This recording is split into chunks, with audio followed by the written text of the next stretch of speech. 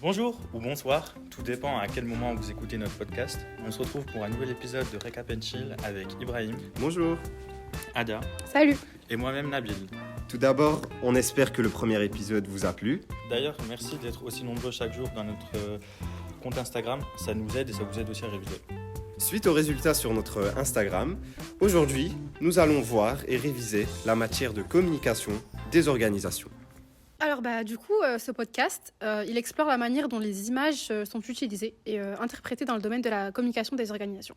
Alors on aborde les concepts fondamentaux de sémiologie, inspirés des travaux de Roland Barthes, comme la dénotation et la connotation. Juste, je te coupe 2 secondes, Ada. La dénotation et la connotation, on peut avoir la définition ?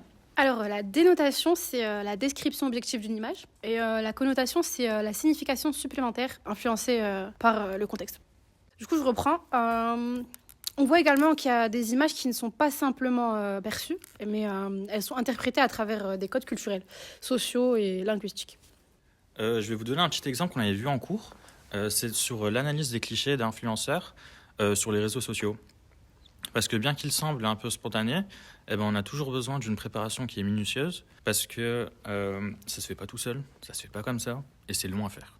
Et du coup, ça évoque aussi la mise en scène qui se rappelle de l'œuvre du peintre romantique Caspar David qu'on avait vu, où un personnage contemplatif qui est face à la nature et qui transmet des valeurs et du coup une identification qui est spécifique. Ah, ok. Et t'as pas un exemple d'identification spécifique ? En vrai, je veux dire un truc simple. Imaginons, c'est pour une publicité d'une marque de voiture avec un véhicule tout-terrain. On est sur une route dans les montagnes, il fait beau, il y a un beau paysage, c'est naturel. Ouais.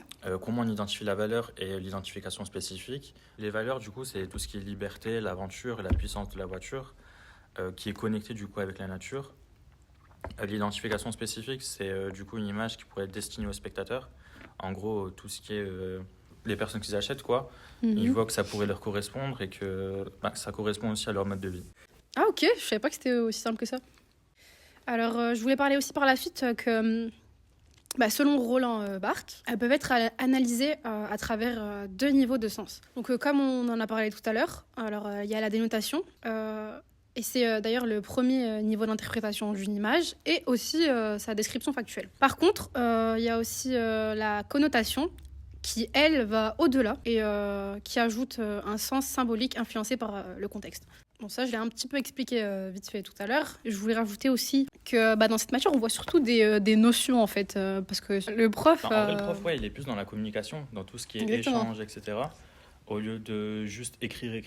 On va juste écrire un cours, quoi. Du coup, on comprend mieux et c'est plus facile pour nous c'est de pour ça retenir les choses. Ouais, c'est pour ça qu'il n'y a pas grand-chose en soi à dire. Enfin, c'est pour ça qu'on va surtout vous parler des notions.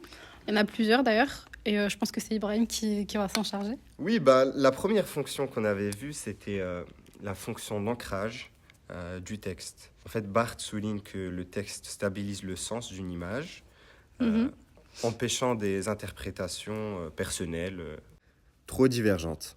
En vrai, c'est un peu comme l'exemple que j'ai donné tout à l'heure, avec la voiture, dans les montagnes, etc. Genre là, c'est spécifique à un truc. C'est pas divergent dans le sens où tu peux interpréter de plusieurs façons et tout. Exactement. Comme seconde notion, il y a aussi l'impact culturel. On voit ça par rapport à la publicité, qui utilise souvent l'humour ou des références culturelles. Comme les valeurs de droite et de gauche, non ? Ouais, ça peut être ça, ouais. En vrai, il y a aussi un truc plus simple. Tout ce qui est publicité drôle, on peut parler aussi de la publicité Old El Paso. Ah, j'aurais que passe au Old El Paso. J'ai la rêve. T'as la ref, vous avez la ref pas ? Bien sûr. Mettez pouce bleu. Bon, ok, je t'ai coupé, désolé, vas-y. Mais oui, mais du coup, dans la pub, c'est un peu drôle parce que du coup, il y a de la musique, il y a de la danse, etc. Et ça fait référence du coup au pays originel où ça a été fait, où le produit a été fait. Ouais, exactement, c'est vrai. C'est aussi pour renforcer l'adhésion émotionnelle aussi, j'ai oublié de le dire. Pour aussi continuer, on a aussi tout ce qui est figure de style visuel et textuel, comme l'humour, la métonymie, l'hyperbole et les allitérations qui sont aussi utilisées du coup pour capter l'attention. Attends, pardon, c'est quoi l'allitération ? L'allitération, c'est juste une répétition des consonnes dans une suite de mots qui est rapprochée, quoi. Oh, ok. Tu voulais dire ? Désolé, je t'ai un peu coupé. Du coup, ils sont aussi utilisés pour capter l'attention. Encore un petit exemple, comme dans la publicité pour Charal, où la viande, du coup, elle est personnifiée elle est plus présentée du coup pour provoquer un attachement chez le consommateur, simple. Ah oui, je me souviens de celle-ci. Genre, ça parlait carrément de religion, etc. Justement pour capter l'attention du consommateur. Mais je voulais savoir aussi par rapport aux entreprises, comment ça fonctionne, comment elles fonctionnent, elles. En effet, les entreprises utilisent les images pour susciter des émotions, transmettre des messages précis. Et comment la communication visuelle exige une analyse profonde pour comprendre son impact dans notre quotidien, par exemple. Ok, mais du coup, dans les publicités, il n'y a pas que du visuel. Enfin, c'est attirant, ok, mais genre, il y a toujours un texte, il y a toujours quelque chose d'écrit. Ah oui, c'est vrai ça. Oui, c'est ça. En fait, l'importance du texte dans les images est également essentielle, car il ancre le sens, empêchant l'image de dériver vers des interprétations personnelles, par exemple. Les figures de style aussi, métaphores et hyperboles, et l'humour sont souvent utilisés pour renforcer l'impact émotionnel et la persuasion.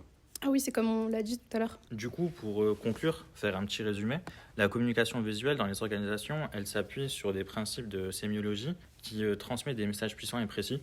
Du coup, elle combine la dénotation et la connotation, elle enrichit l'interprétation des images et les éléments qui, eux, sont visuels et textuels jouent un rôle très distinct. Parce qu'on a d'un côté le texte qui ancre le sens, tandis que elle, l'image, elle offre un espace d'interprétation basé sur les codes culturels et sociaux, donc tout ce qui nous atteint, nous, particulièrement. Elle intègre aussi des valeurs spécifiques, du coup, en facilitant l'identification, comme je viens de le dire en vrai. C'est tout ce qui peut nous rapprocher de nous-mêmes, tout ce qui nous sollicite, ce qui nous permet, ce qui permet du coup aux entreprises de s'enrichir, quoi. En fait, c'est vraiment tourné vers le consommateur. Oui, spécialement. Ok. Et du coup, les images publicitaires et les messages visuels, elles cherchent du coup à créer une connexion émotionnelle avec le public. C'est ce qu'on vient de dire, quoi. C'est vraiment pour le consommateur, pour qu'il achète, pour que l'entreprise elle s'enrichisse, quoi. Et du coup, grâce à cette approche, les organisations, elles construisent des campagnes qui dépassent le simple produit pour offrir un mode de vie et des valeurs auxquelles le spectateur peut s'identifier. Ouais, donc tout ça, en fait, c'est tout un processus. Il y a plusieurs étapes, il y a quelque chose derrière, quoi. Oui, c'est pas fait à la va-vite, etc.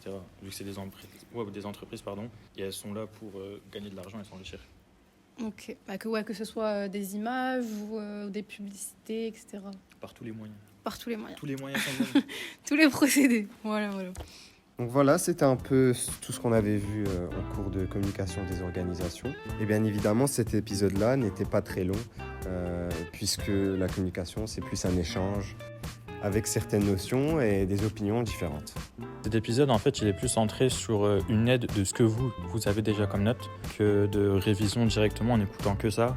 Et ça y est, vous êtes prêts pour l'examen, quoi. D'ailleurs, préparez-vous bien, révisez bien, vu que c'est bientôt l'examen. Alors, n'hésitez pas, du coup, pour nous poser des questions sur Instagram ou encore dans nos commentaires YouTube. Et on vous répondra par la suite. Bon courage à tous. Et du coup, c'était LEA. Récapitule. Et on se retrouve À un prochain épisode. Salut! Ciao.